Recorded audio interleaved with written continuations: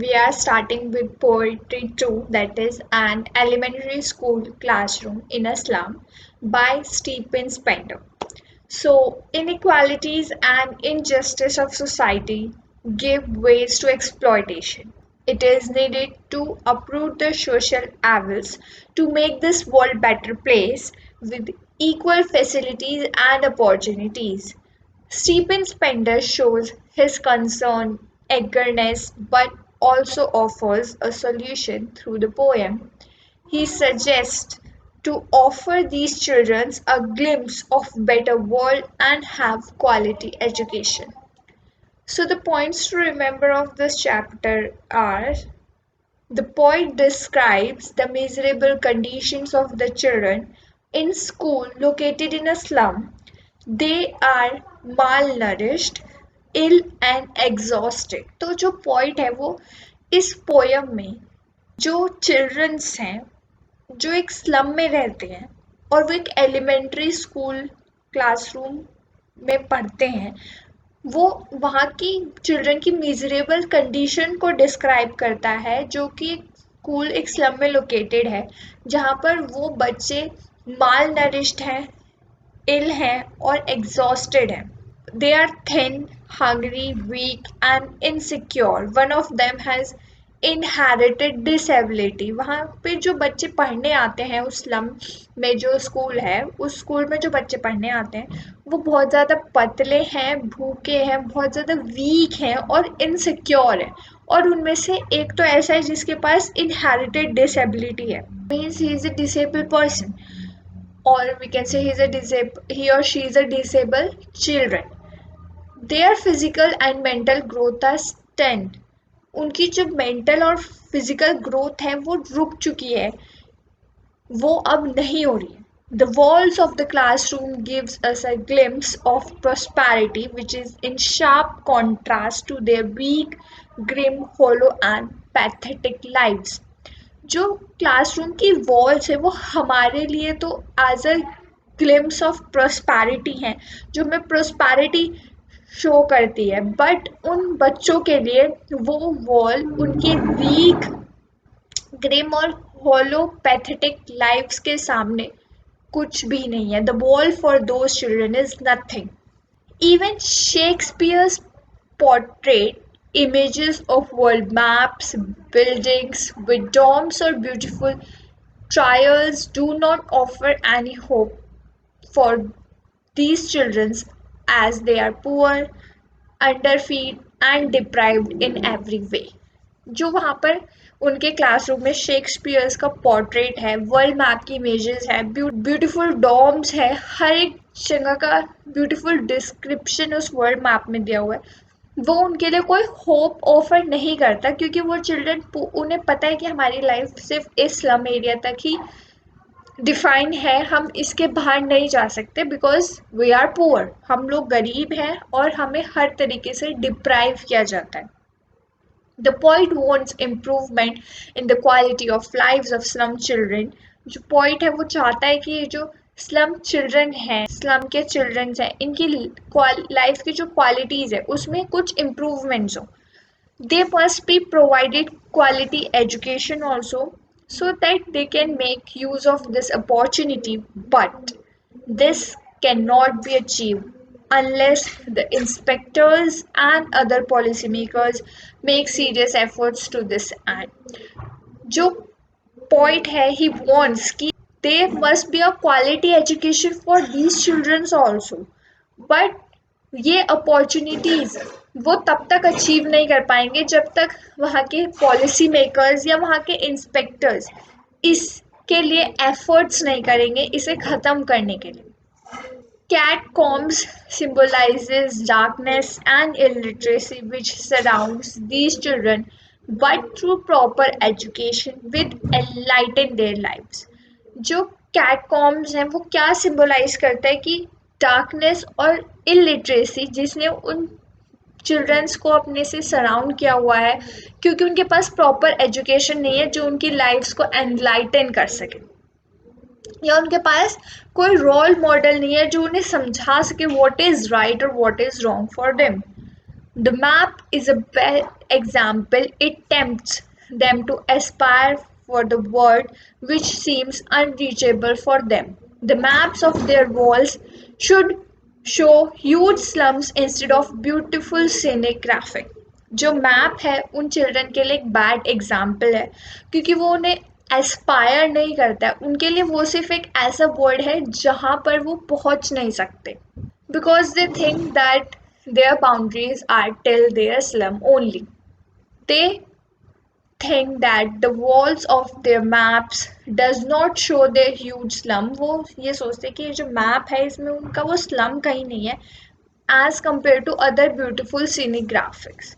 They look like captives within the dirty walls of the classroom. However, their real world is outside the windows of the classroom.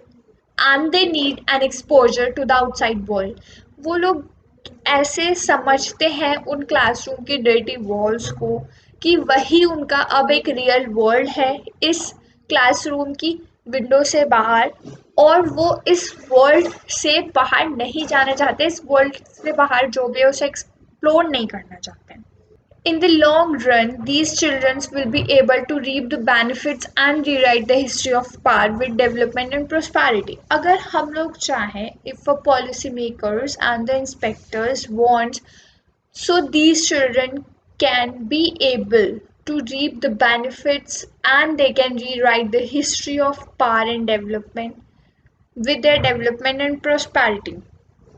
The poet says if students studying in slum are truly allowed education in the form of free exploration, their language will gain the power and warmth of the sun.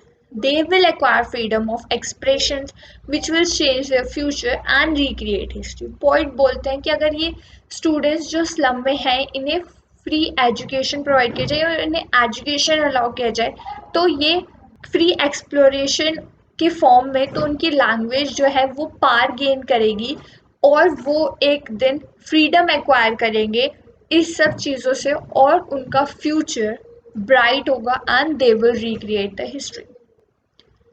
So now we are having some extracts here. So the first extract is far, far from gusty waves, these children faces like rootless weeds, the hair torn round the pallor. The tall girl with her weighted down head, the paper seeming boys with red eyes.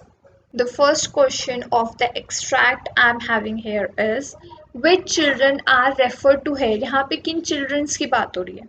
तो as we read in the key points or points to remember, so the answer for this question is the deprived and improved children are referred to here.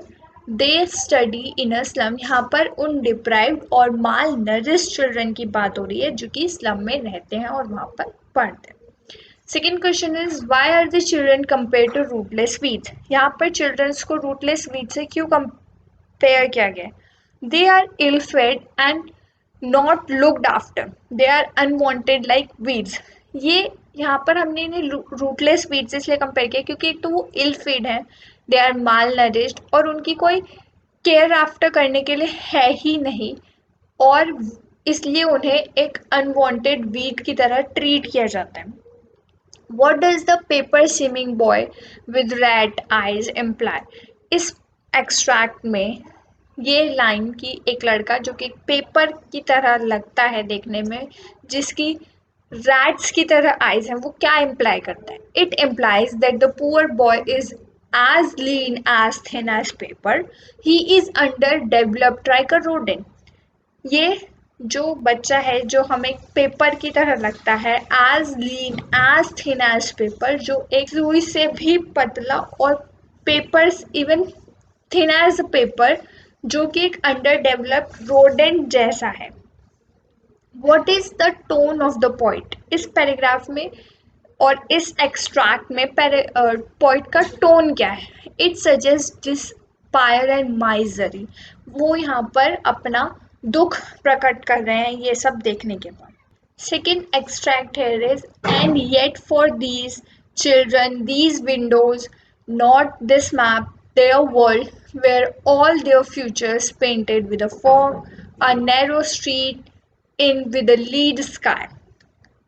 So first question I am having here is what do the windows signify here? यहाँ पर जो windows की बात हुई है वो क्या signify करता है? The windows are a symbol of connections between the two world, the inside and the outside. यहाँ पर window जो है वो एक symbol है दो world के connections का. वो एक inside, that is the area of the classroom, inside the classroom, and the outside, that is the area outside the classroom. Who are these children? What is their world like? यहाँ पर किन children's की बात हो रही है और उनका वर्ल्ड कैसा है? यहाँ पर देयर आर स्लम चिल्ड्रंस, यहाँ पर स्लम के बच्चे हैं. There world is like a narrow street with a lead sky.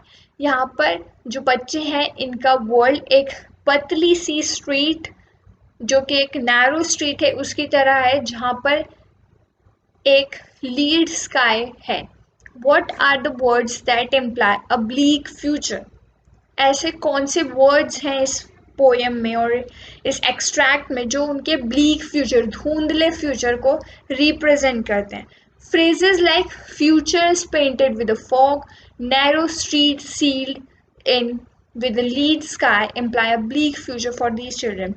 Phrase जैसे कि future painted with a fog या फिर narrow street sealed in with a lead sky, ऐसे ये दो phrases हैं इस extract में जो कि उन futures के bleak future को imply करते हैं. So this is all about this poetry. Thank you.